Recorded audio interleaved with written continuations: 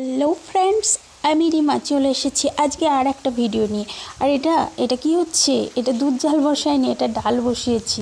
তো আমি আজ সারাদিন কি করলাম, কি রান্না করলাম, কি করলাম সেটাই দেখাবো। ভাত হয়ে গেছে, ডাল বসিয়েছি, আর সারাদিন কি করেছি সেটাই। তো আপনারা দেখতে থাকুন, সঙ্গে থাকুন। তো ডাল বসিয়ে ভাবলাম একটুখানি আজকে আমড়ার ডাল করা যাক। তার জন্য আমি কিন্তু দৌড়ে চলে এলাম আমড়া গাছের গোড়ায়, কারণ একটা সেই লাঠি নিয়ে চলে এসেছি আমড়া পারবো বলে। তো গাছের থেকে যথারীতি আমড়া পারতে লেগেছি। তো আমড়ার গাছের ডালটার নিচের ডালেই হয়েছিল আমড়া, বেশি উঁচুতে নয়, তাই একটুখানি নিচু করতেই চলে এসেছে হাতের কাছে।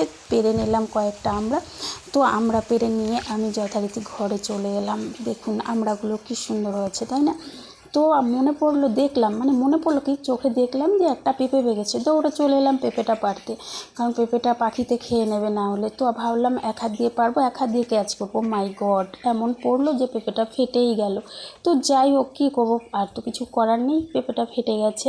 তারপর আমি আবার চলে এলাম রান্নাঘরে। আমড়াগুলো এবার ধুয়ে নিতে হবে, কারণ আমি ডালের ভিতরে তো এবার আমড়াগুলো দেবো, তাই ভালো করে সুন্দর করে ধুয়ে কেটে দিলাম। মাই গড, 10টা 25 বাজে। মনে পড়লো ছেলের তো ছুটির টাইম হয়ে গেছে। দৌড়ে চলে গেলাম, সেই ডাল বসিয়ে দৌড়ে চলে গেলাম ছেলেকে আনতে। তো ছেলেকে নিয়ে এলাম, ডাল হয়ে গেছে, নামিয়ে দিয়েছি। আর এই যে মাছের ডিম এনেছে, এটা এখন বড়া করব, আর ডালটা নামিয়ে দিয়েছি। তো আমি এবারে মাছের ডিমের বড়া ভাজবো, সের জন্য সমস্ত কিছু রেসিপি তৈরি করে নিয়েছি। তারপর বড়া ভাজা শুরু করে দিয়েছি। তো বন্ধুরা, বড়া ভাজতে ভাজতে বলছি, আপনারা কিন্তু কোথাও যাবেন না, পুরো ভিডিওটা দেখবেন, দেখলে খুব ভালো লাগবে আমার মনে হয়। তারপর আমি জানি না, ওকে? তো সঙ্গে থাকবেন, ভালোবেসে একটা লাইকও করে দেবেন, আর একটুখানি কমেন্ট করে দেবেন কোথা থেকে দেখছে আমার ভিডিওটা, তাহলে আমি জানতে পারবো। ওকে? তো জানতে পারলে খুব ভালো লাগবে যে কে কোথা থেকে ভিডিওটা দেখছে। আর আমার এই বড়া ভাজতে ভাজতে হঠাৎ করে আবার একটা কথা মনে পড়ে গেল। কি মনে পড়ে গেল আমি পিছনে তো কুমড়ো গাছ লাগিয়েছি, অনেক কুমড়ো পাতা হয়েছে। তো আমি ঝটঝট করে কতগুলো কুমড়ো পাতা তুলতে চলে এলাম। কচি কচি কুমড়ো পাতা, এগুলো কি করব, রান্না না বাটা করব। তার জন্য কচি দেখে ছিঁড়ে নিলাম। এই গাছগুলো কিন্তু লাগিয়েছিলাম, অনেক কুমড়ো পাতা হয়েছে। পাশে জল পড়ছিল, তাড়াতাড়ি করে ধুয়ে নিলাম সুন্দর করে, একদম একটা করে ধুলাম। ধুয়ে তারপর আমি ঘরে নিয়ে চলে এলাম। দেখুন কি সুন্দর ধুয়ে নিলাম। এসে দেখলাম বড়ার এক পিঠ ভাজা হয়ে গেছে, তাড়াতাড়ি করে উল্টে দিলাম, কারণ বড়া ভাজতে গেলে কিন্তু বেশি করে জাল দিলে চলবে না, অল্প অল্প জাল দিতে হবে, সেই কারণে। আর আমি তো উনুনে রান্না করি, দিনের বেলা আমি উনুনেই করি, রাতে গ্যাসে করি। তারপর মনে পড়ে গেল, মাই গড, আমার গরু তো মাঠে রয়েছে, 11টা বাজছে, 11টা 11:30 বাজতে যাচ্ছে, গরু জল খাবে, গরুর তো জল তেষ্টা পেয়েছে। এক বালতি জল ভরে নিয়ে কষ্টে মষ্টে টানতে চললাম গরুর কাছে। গরু আমার দাঁড়িয়ে আছে, আমাকে দূর থেকেই কিন্তু সে রাগ দেখাচ্ছে, প্রচণ্ড রাগী গরু, একটুতেই রেগে যায়, আবার ভীষণ ভীতু। একটু লাঠি তুললেই একদম লেজ তুলে ছুট। ওর পিছনে দৌড়াতে আমি পারি না, টেনে রাখতেও পারি না। দেখুন কীরকমভাবে রাগ দেখাচ্ছে। তো জল তেষ্টা পেয়েছে তো, অবলা প্রাণী। তো যাই হোক, এক বালতি জল দিলাম, পুরো জলটা খেয়ে নিল। তার মানে বুঝুন কতটা জল তেষ্টা পেয়েছিল। তো আমি রান্না করতে করতে গরুকে জলও খাওয়ানো হয়ে গেল। তো গরুরা দেখতে পাচ্ছেন একটু মুখটা তুলছে না, মানে এতটা জল তেষ্টা পেয়েছে। তো জল খাওয়া হয়ে গেল। এর মধ্যে আমার ছেলের স্যার ফোন করেছে এখনই টিউশনি পাঠাতে। তো যথারীতি দৌড়ে এসে তাড়াতাড়ি ছেলেকে রেডি করিয়ে একদম টিউশনি পাঠিয়ে দিলাম। ও চলে গেল টিউশনিতে, আবার আমি চলে এলাম আমার রান্নাঘরে। তো আমার এই করতে করতে তার মাঝে বড়া ভাজা কমপ্লিট হয়ে গেছে, কারণ এদিক করছি ওদিক করছি, মানে দেখতেই পাচ্ছেন রান্না করতে করতে আমি কত জায়গায় উঠে যাই। তার মধ্যেও আমার বড়া ভাজা কমপ্লিট হয়ে গেল। তো ভালো সুন্দর করে ভাজা হয়ে গেল। এবারে আমি কী করলাম, সেই কুমড়ো শাকগুলো ধুয়ে রেখেছিলাম, রসুন দিয়ে, কালো জিরা আর কাঁচা লঙ্কা দিয়ে ভাজা বসিয়ে দিলাম, কারণ ভাজার পরে এবার এটাকে বাটা হবে, তাই না?